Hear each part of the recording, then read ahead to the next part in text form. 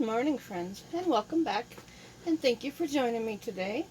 Today I'm just getting ready to can some pinto beans. I've got a big strainer here full. I've just got my strainer sitting in a bowl to drain. I am going to do pints today, and I have simply just put them in the bowl, and I just rinsed them real good with water. I just want to make sure and get any dirt off of them, and I also picked through them and made sure there was no little stones or little bad beans in there. Well, there's one I missed. I will throw it away. But I picked through everything and made sure that there is no bad beans in there and no stones. And I just rinsed them real well to make sure that they are nice and clean, and then I just put them in a strainer to drain them. So let's get started, and I thank you for joining me today and watching my video, and I hope you enjoy. In my pressure canner here, I just have 12 pint jars, and I have my pressure canner filled about halfway full with water, and I just have it at a simmer, and I'm just sterilizing these jars, and I'm just going to let them sit in here for about 10 minutes just to make sure they get sterilized so they are nice and clean when we get our food put into them. And I also have 2 tablespoons of white vinegar in the water. I have hard water here. I'm on city water, and if you have hard water and you don't use vinegar, you will end up with a very cloudy on your jars. They'll just be really cloudy and kind of have a film on them. So if you have hard water, just put a couple tablespoons of vinegar. There's no specific measurement. Just throw a couple tablespoons of vinegar in with your water, and it will get rid of the cloudiness on your jars. So I'm going to let these sit for about 10 minutes, and then we are going to get them pulled out and we will get them filled. And on this burner, I just have my rings. I have them in a small saucepan just with some water, and I'm going to do the same. I'm going to leave these sit in this water, and I'm just going to simmer them for about 10 minutes. You don't want to bring them to a boil. Just simmer them for about 10 minutes. That way they are nice and clean and they are sterilized, so when we get ready to can. Now I'm just going to place them on the towel.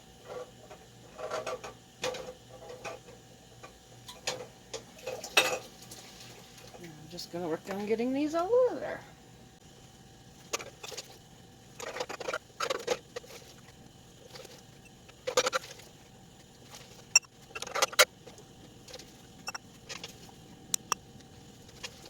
Okay, and here is the last one. So how is everybody doing today? I have been really busy getting lots of stuff canned up. I got some pickled beets canned, and yesterday I did some green beans, and I just put that video out if you want to go watch that. I picked some beans out of our garden, and we managed to can up 11 jars yesterday. So if you haven't watched that video, make sure to go check that one out. But pinto beans are my favorite thing to have in the garden, or to have on my shelf. They are just so versatile. You can use them for anything. Now here I just have a half-cup scoop, and like I said, these beans were soaked and they were rinsed and then they were drained. And I just have a half-cup scoop, and these are pint jars, and we're just going to simply put a half a cup per pint jar. Now, if you want to do quarts, you can do 1 cup for each quart jar. Pinto beans are very, very easy to can, and they are one of my favorite items to have on our shelves, because I have not bought refried beans in many, many years. I haven't had to buy any kind of beans in many, many years because I can them up. But they are just so nice to have on your shelf. We eat a lot of refried beans. When these are done, after they have been canned, to make refried beans, it's very, very simple. It takes less than 10 minutes to whip up some refried beans. Actually, maybe close to 5 minutes. It's really, really quick. All you have to do is drain the liquid off of the beans, and then put them in a saucepan. And I usually use some bacon grease just to give them a little bit of flavor. I put a little bit of bacon grease in the bottom of the pan, and you just simply warm them up which only takes a couple of minutes. And then you can just use a plain old-fashioned potato masher and just mash them real quick. And the beans are pretty soft, so it takes like a minute to mash your beans up. And then you can add some garlic or some onion or anything you'd like in your beans. So they are just the best thing to have on your shelf. You can warm them up. You can serve them with some tortillas or some pulled pork. We'd like to do pork and beans in our burritos or even in our tacos. And I'm going to be canning up pork next. And the pork is really nice because you can add any kind of seasonings after you pull it out of the jar. You can make it spicy. You can add your favorite salsa to it. All you have to do is open a can of beans and open up a can of pork, and you can mix them together in the pan, or you can do them separately, spice them however you want, put your favorite hot sauce in there, throw it on a tortilla or a taco shell, and you're done. So beans are very, very versatile to have on your shelf. You can serve them with rice if you just want some rice and beans, or maybe even some ham hock or something for some flavoring. So it's very, very easy. So I just put a half a cup in each one of these pint jars. And now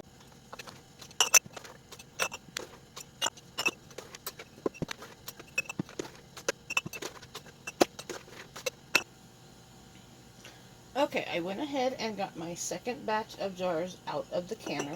Now my canner will hold 20 jars, so I'm going to do a full load today, just so I don't have to do pinto beans for a while.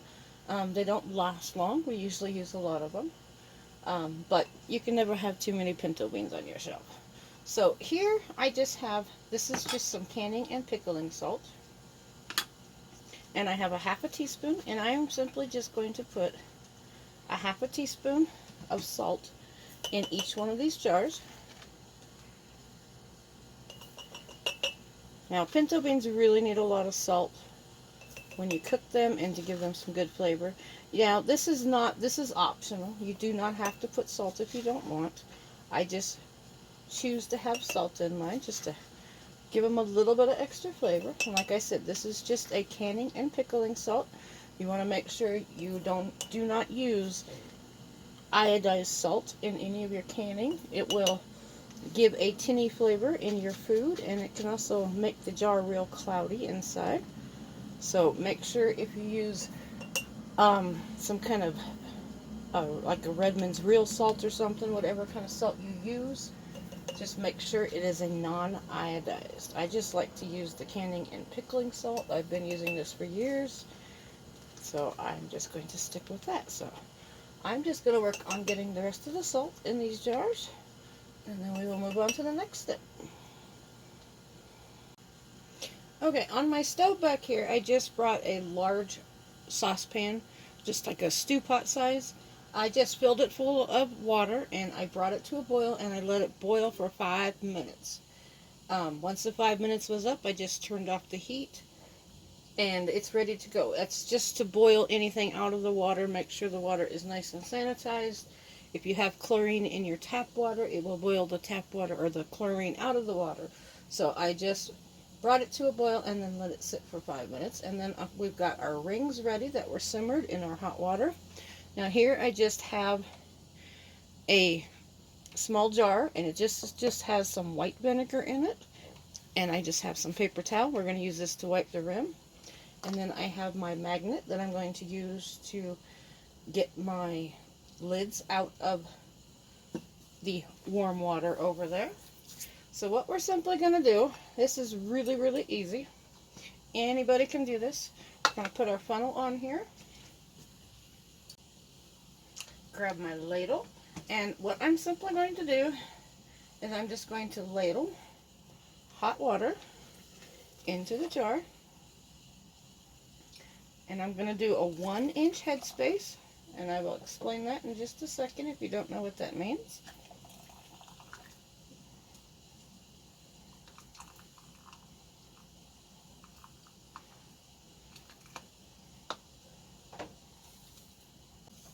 Okay, so on the jars, each jar has got these rings on here. You can see these raised marks on the jar. The bottom mark is 1 inch. That is very hot. The middle mark is 1/2 inch. And the top inch is 1/4 inch. So when your canning recipe calls for 1/2 inch, just go to that line. Or if it's 1/4 inch, which is usually like jams and jellies, you can go to that line. And then this is the line we want to go to right here. This is the 1 inch line. So you got 1 inch, 1/2 inch, and 1/4 inch. And we're going to go to this line. Now, we're just going to take, I like to use the back of a wooden spoon. We need to get the bubbles out of this jar. You can see there's some bubbles rising. We just want to get the bubbles out of the jar. And all of these beans will swell up in the process and fill this jar up. Now, beans do need to be pressure canned. So I'm using my Presto 23-quart pressure canner today. So after we do that, we're just going to simply take our paper towel and we're going to wet it in our vinegar. And we're just going to wipe our rim of our jar. We just want to make sure that nothing is on that jar and that jar lid is not, or that jar top is nice and clean. Make sure there's no cracks. If there's a crack, do not use it for canning. Use it for something else. You can put some dry goods in it. I just want to wipe that off. And then I'm going to take my magnet and I'm going to get my hot lid out of my warm water.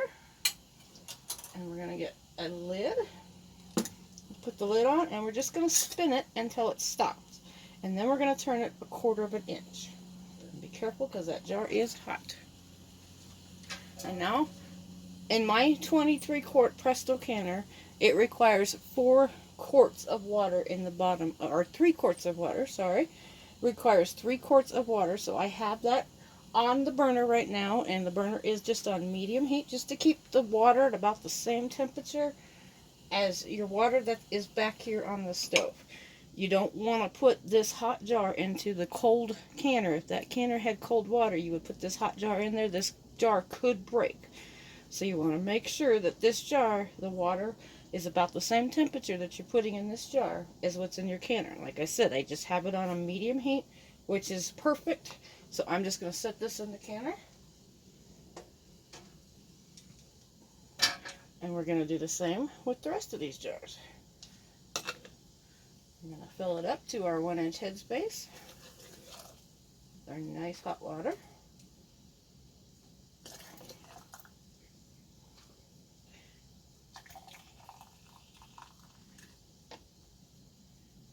So what has everybody else been canning this year? You can leave it in your comments if you're having a busy canning season like I am, what you're growing in your garden. We've got lots of stuff that I'm going to be canning pretty soon. I'm just going to wipe this rim. I'm going to put another lid on. We're going to put the jar lid on. And we're just going to spin it until it stops. Ooh, that's hot. And do 1/4 turn. And I'm going to put this one in the canner too. But like I said, I've got lots of stuff growing in the garden. I've got lots of cucumbers that are starting to grow now, so hopefully I will be making some pickles pretty soon. And maybe even some relish if we have lots of extra pickles. And I will probably be doing a second batch of beets. I already did 34 jars of beets. But I still have a little bit more beets growing out in the garden, so we might just go ahead and can up some more, and then I won't have to can any for a couple of years. They are pickled beets, and they are really good. My mother-in-law loves them. So, you never have too many beets also. But I'm going to be doing some pork probably in the next day or two, so that video will be coming out also. But we've got lots of tomatoes growing in the garden. I'm going to be doing a tomato or a garden update video pretty soon. Show you all the tomatoes that are growing. They are everywhere. There are lots of green ones. I picked a couple of red ones, and we did have some of those with dinner tonight. They were really nice and and juicy. They're really good. So I am going to work on getting the rest of these jars filled up with water, and I'm going to get them in the canner. So I will bring you back in just a moment.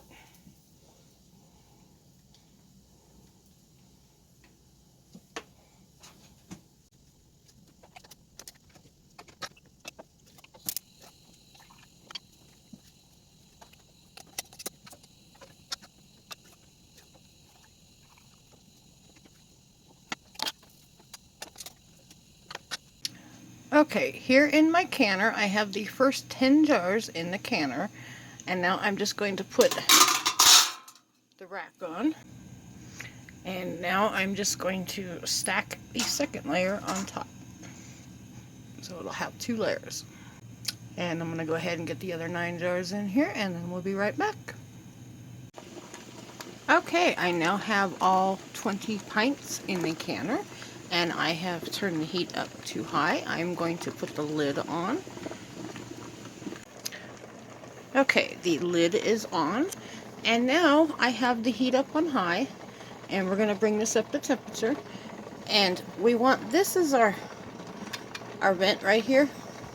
Now we want this to be at a steady stream. I will show you as soon as it happens. Once this comes to a steady stream, we're going to let it go for 10 minutes. So I will bring you back and I will show you what that looks like in just a minute. Okay, we now have a steady stream of steam coming out the top of the canner. The canner is warming up. If I can show you this. See that? It's kind of hard to see, but I'll show you on the lid. But there is a steady stream of steam coming out. Now once that happens, we're going to set a timer for 10 minutes, and we're going to let this vent for 10 minutes. In the back here, this has popped up to indicate that we have pressure in the canner. So we are going to set the timer for 10 minutes, and we're going to let this vent for 10 minutes. Okay, the pressure canner has now been venting for 10 minutes. I'm going to put my weight on, and then I'm going to wait for my pressure to come up to 13 pounds. I am in Colorado.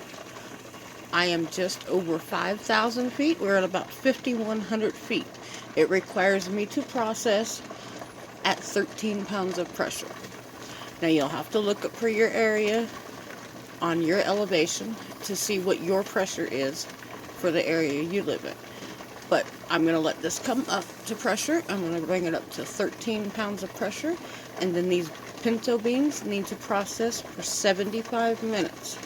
If you're doing quarts, remember, the quarts you were putting 1 cup of beans in instead of the half a cup. And for quarts, you're going to do 90 minutes. So because we're doing pints, I'm just going to do 75 minutes. Okay, I have now reached 13 pounds of pressure, and you can see the jiggler is moving now. So I am going to let this process for 75 minutes, and if you're doing quarts, you need 90 minutes. So I will see you back here in 75 minutes.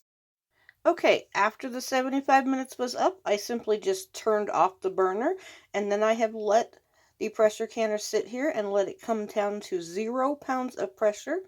The pressure gauge in the back has dropped, which is indicating there's no more pressure in the canner, so it's safe to pull our weight off now. And we're just going to let this sit here, and we're going to get the lid open. Okay, I have just simply opened the lid, and then I just cocked it off to the side a little bit, just to let a little bit of steam out, and I'm going to let it sit here for 5 minutes. Just be careful, that steam is very hot, and then I'm going to get these out of the canner.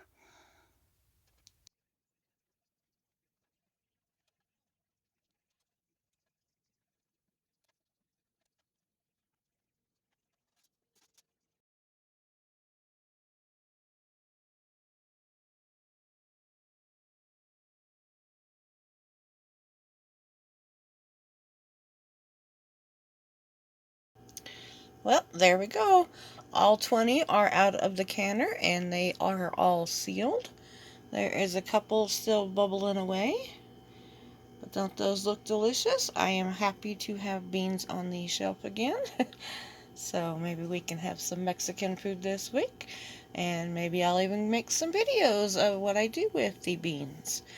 I'm also going to be getting some pork canned up. So maybe we will make some burritos coming up in an upcoming video. So I just want to thank everybody for following along with me today. And I hope you enjoyed this video. And these cans, I am going to let them sit, or these jars, I'm going to let them sit for 24 hours. They're going to sit overnight and they're going to cool off, and then I will go ahead and wash them off, and I will remove the rings, and then I will get them all labeled and get them up on the shelf. So thank you again, everybody, for watching. Hope you enjoyed this video, and I hope everybody is having a wonderful garden season and a wonderful canning season. And don't forget, you can list below what you've been growing in your garden or what you're canning. So thanks again, everyone, and have a great day.